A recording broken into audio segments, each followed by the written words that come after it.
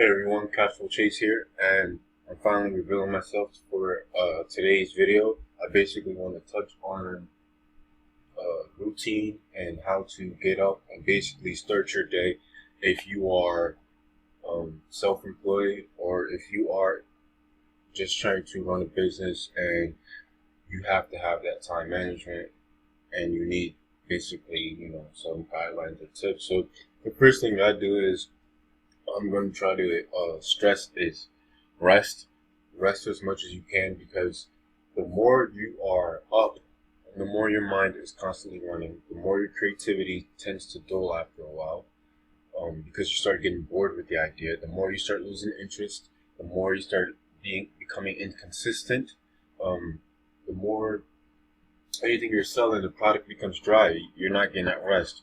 So what rest does, it allows the brain to activate its creativity, especially when you're in the dark. I tend to think better with the lights off. So if I'm working and I have my laptop and a TV, I might only have those two things lit up in the room with a candle or something. But what that does is it allows my brain to activate that pineal gland, so the creativity starts booming. But this is basically on rest. Now I haven't slept good in a couple days, and it's because of my routine. My routine is off.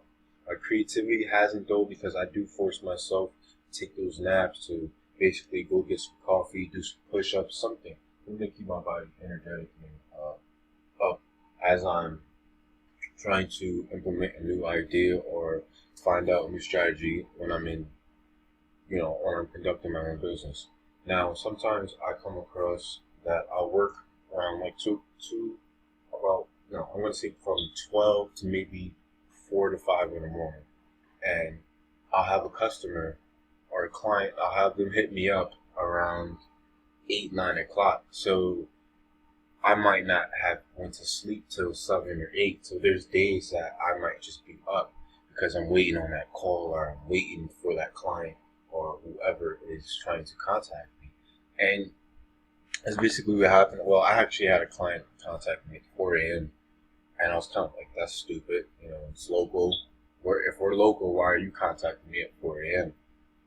So some people, I guess, are up when I'm up. There is appropriate time when you're supposed to contact people. I try to do it best before like 11 o'clock or something. Even getting like past 8, 9 o'clock is really late. So we have to understand contact people at a reasonable time. Now, after the first tip was rest, the second tip I'm gonna definitely give to you is eating. Eat something. I've been sick for a while too. I have a new dog, new puppy. I have kids coming. So it's very hard. So I have to be up. I have to make sure I'm watching, the puppy because they are a baby. I have to make sure that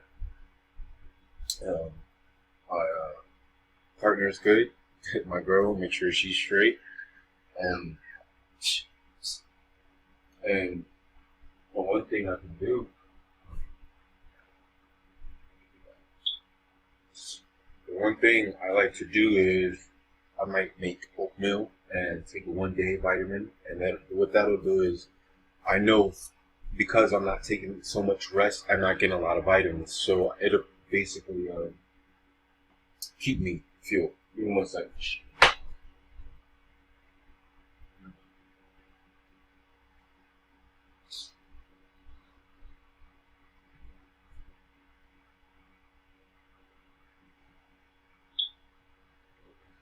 All right, so rest, eating.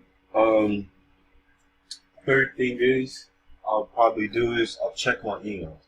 So I'll get up, check my emails. I might check my shops, my online shops, and to see if any products have sold, any clients have contacted me about any merchandise, anything, just anything of that's very important because when you're younger, they don't teach you so much of that. Hey, when you get older, your email is going to be like your second cell phone, if you want to say it like that. It basically becomes your second cell phone, and what that does is it allows me to keep in contact with people that I'm touch base with. Now I have different emails, and those emails are for specific reasons.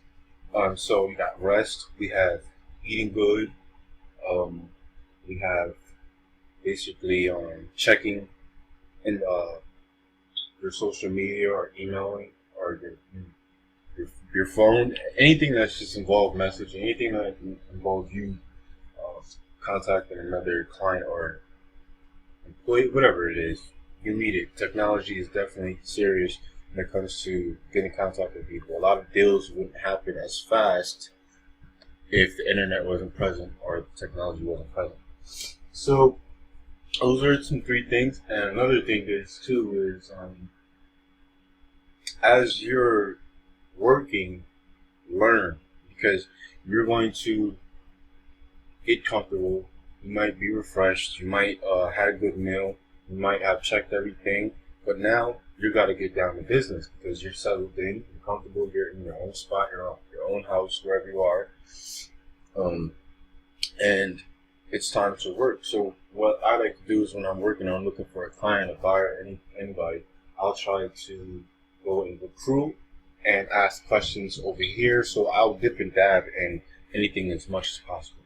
Now, the reason why I say learn as you work is because the more you start learning and working, the better you are when it's time for certain situations to happen, certain scenarios. I got caught in the jam between contractual agreements, and sometimes you get those with clients. So what I'll do is I'll research, I'll ask one of my partners because I found a partner. So it's easy to go ask a partner or ask somebody who's very close that you can just basically text, email, and say, hey, I have a client, they want a contract. How do I go about giving them the correct contract? Because sometimes every business has, a different contractual agreement between the buyer and seller. So just because you don't want to get caught in a legal jam.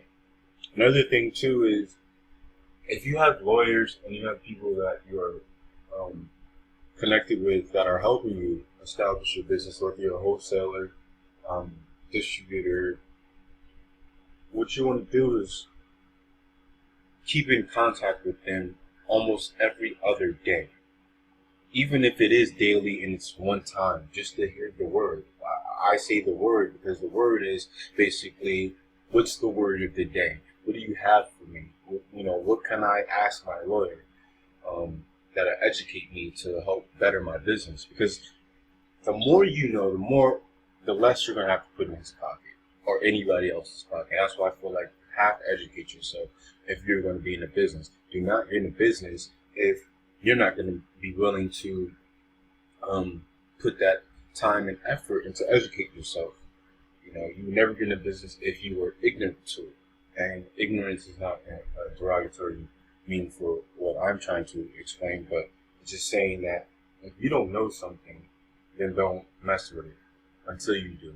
So basically that's it. I can't really give you guys a lot of tips and rules. I just give you basically a routine of mine, and it's pertaining to health, mind, body, and soul. You gotta have all three in a package to be in a business.